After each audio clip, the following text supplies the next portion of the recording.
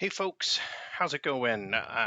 What is a 401k? What's a retirement plan? This is a very high level uh, explanation on what these terms mean. Just for background, I'm a tax lawyer and I practice ERISA as well. So this is right in the middle of my practice area, but this is a very high level introductory question that not a lot of people might know the answer to, and they're just expected to nod along. So I like to go back to the beginning, just give a basic explanation. Just start with a disclaimer. This isn't legal advice or financial advice. This is just educational purposes only. These are only my opinions and nobody else's. And just to warn you, this is a very complex subject, so I'm really eliminating a lot of the nuances in order to simplify it. So if you're interested, there's a lot more to learn. So what is a retirement account? What does that even mean? Well, in tax law, a retirement account or a plan or retirement arrangement will allow you to contribute, invest, and distribute money that you have set aside for retirement, and it's in a manner that allows you to reduce or avoid your taxes. So, some of the various types differ as to when money is contributed, or where the money will be held, or who decides how your retirement money is invested, or how that benefit money is calculated at the end, or why and when the money can be distributed, and also what happens if you, the beneficiary, dies before you can take it all. So there's some basic types, but the most overt, the big level differences are defined benefit versus defined contribution, and also a group arrangement versus an individual arrangement. Now, these are not formal distinctions, or at least they're not rigid distinctions, but this is a high level way to just explain to you sort of what retirement account means and the different uh, expressions, the different ways that that can come out, and how all of these different things will count as retirement accounts. So those two distinctions, defined contribution or DC and defined benefit DB, right? So that's one distinction, and individual versus group. That what you get is two different axes, so you have four different grids. So let's just start with the most famous one, 401k. If you're in the U.S., obviously you know you've probably heard of this. You know what it means. It refers to a section of the tax code, 401k, and it's going to be an employer run retirement plan. It is defined contribution. We'll get into what that means. And it's a group arrangement, not individual. The money is contributed by the employee, by the employer, or both. The money will be held in a trust fund, and the trustee is selected by the employer. The individual will usually be the one who selects investments, but they'll be selected from among a menu of investments that were picked by the employer. The money, the value of the benefit in the plan, the 401k plan, will equal the value of those contributions after they're invested. So with their investment growth, their dividends, etc. And money will usually be distributed at retirement or termination of employment. And in the case of death of the beneficiary, they will have either a designated beneficiary who gets the value of the account, or it will go to the deceased person's estate.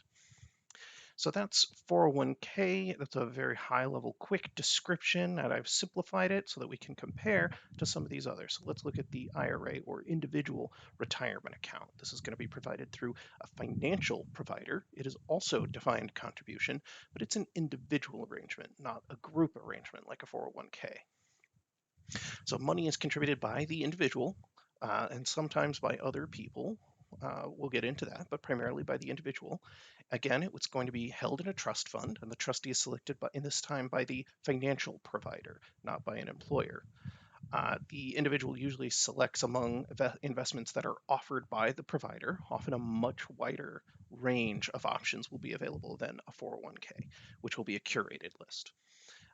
The money in the IRA, the value of the IRA, will be the value of the invested contributions, same as a 401k. Also, like a 401k, money is typically distributed at retirement or termination. There are other situations where money can be either withdrawn or distributed. And similar to a 401k, the money will go to either a designated beneficiary or to the person's estate upon the death of the owner of the account. So IRA looks a lot like a 401k in a lot of ways, but it's more individual. So let's move on. Let's look over here at DB and let's see pension accounts, right? So you probably heard this, but I'm going to refer to U.S. pensions. In foreign countries, they might use a different terminology, but pension in the U.S. is generally an employer-run plan. It can also be union-run, and in some cases government-run, but generally it will be employers or unions. It is defined benefit, and again, we'll go into that later, DB versus DC, and it's a group arrangement. So money will be generally contributed by the employer, sometimes by others, maybe employees, but generally it's employer, often it's employer only. The money, again, is going to be held in a trust fund. The trustee will be selected by the plan sponsor, which will either be the employer or maybe the union, if it's a union plan.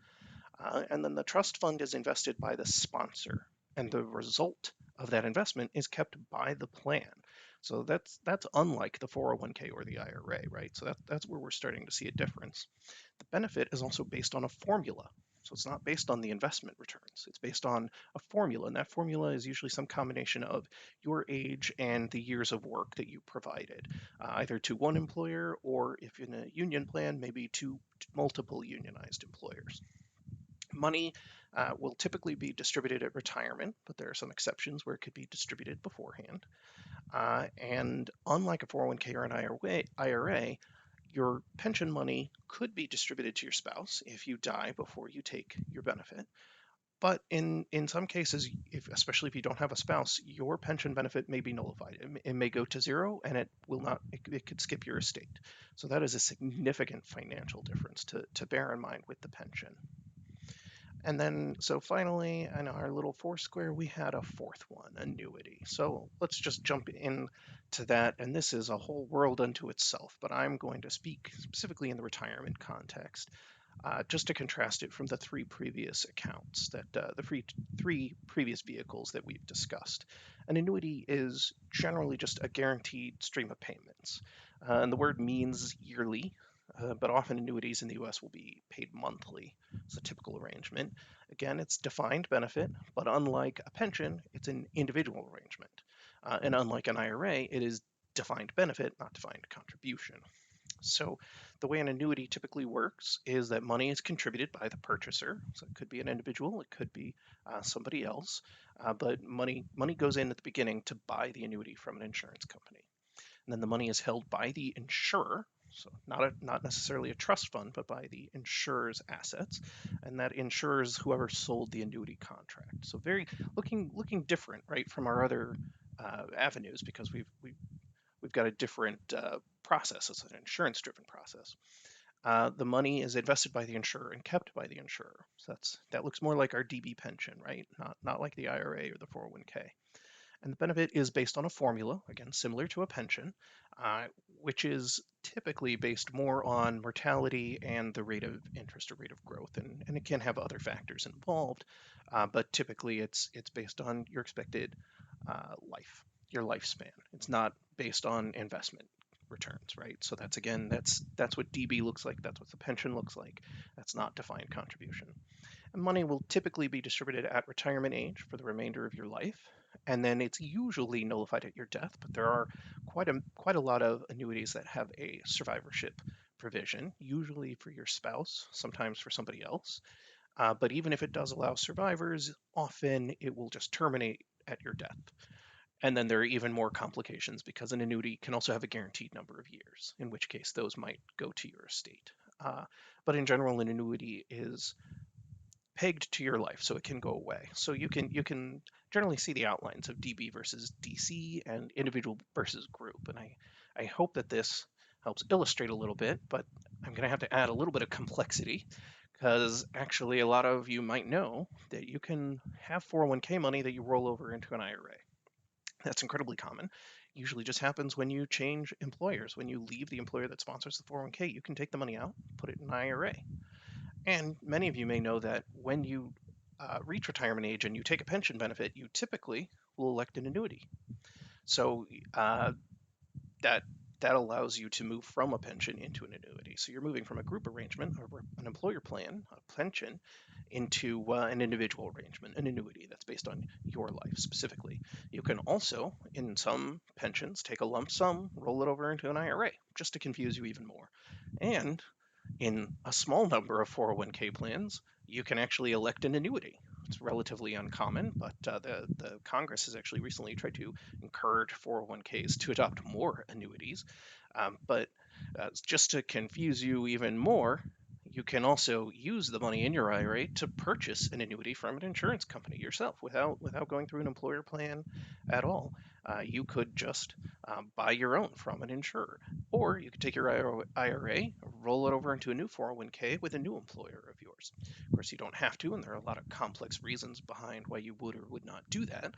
But the money can go both directions. So just to confuse you even more, just in case you thought you were getting a hang of it, there are a lot of complexities, right? So the money can move around. The important thing is to understand that these are I've drawn straight lines between them, but these are not quite so fixed as they look. Now, 401k can include lots of things. You might have a 403b plan or a 457b. You might have heard of a 401a plan, and there are many other names. So, 401k is the most emblematic example in the US, but there are lots of other plans that are going to meet a lot of the same rules as a 401k. Uh, One distinction is not all of your plans will allow an employee contribution. So, uh, they can differ in some of the rules, but 401k is by far the most common. You might have heard of Roth used as the name of an account.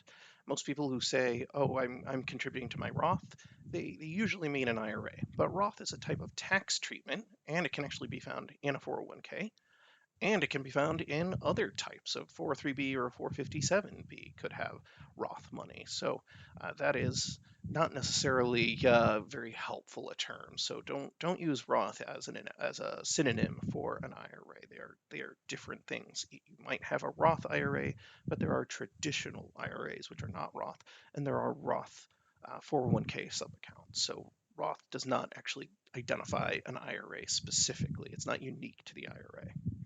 We've also got a mixture of DC and DB plans that are called hybrid, most famous of which is going to be a cash balance, relatively common, especially if you have a government pension plan. If it's a government hybrid plan and that's your employer is a state or local government, often they'll have a cash balance, which is a DB pension plan that adopts some of the forms and structures of a DC plan. So again, these lines that I've drawn, it's important to remember they're not so clean, they're not so clear, they're not strict. Same with the line between 401k and IRA. Um, Typically, an IRA is individual, and a 401k, of course, is an employer plan. But you can have employer IRAs, a SEP or a simple. And if you have one of those types of IRAs, your employer can set it up for you. Your employer can contribute it for you. You might be contributing through employee contributions in certain circumstances. So it looks a little bit more like a 401k, but it is treated as an IRA. Just to drive home that all of these distinctions are not quite so clear. Uh, there are lots of other important retirement issues that I couldn't even try and touch on right now, but I just wanted to flag them.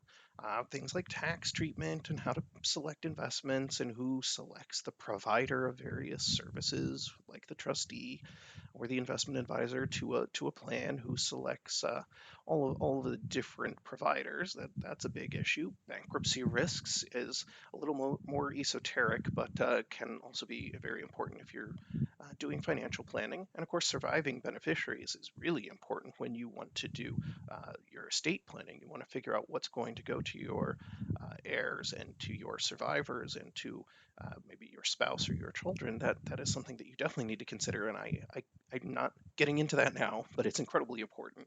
And these different forms can vary a lot, as we touched on. So I hope that has given you a little bit of a basis here. It's just meant to hit at the high level and sort of drive home that this is a very uh, complex issue, and I'm sorry that a lot of people talk about it as if you already know the answer, or they give you such a very stripped down, bare bones uh, explanation of what is a 401k, what is a retirement plan, that maybe it didn't quite answer your question. So I hope that I've hit a middle spot between people who are interested in learning the basics, but who are really ready to start digging into a little more complexity. And I hope that this video was helpful in that regard. Uh, if obviously you have any questions, there's lots of research you can do. There are tons of resources all over the internet. But I really hope this helped, and I wish you all well with your investing.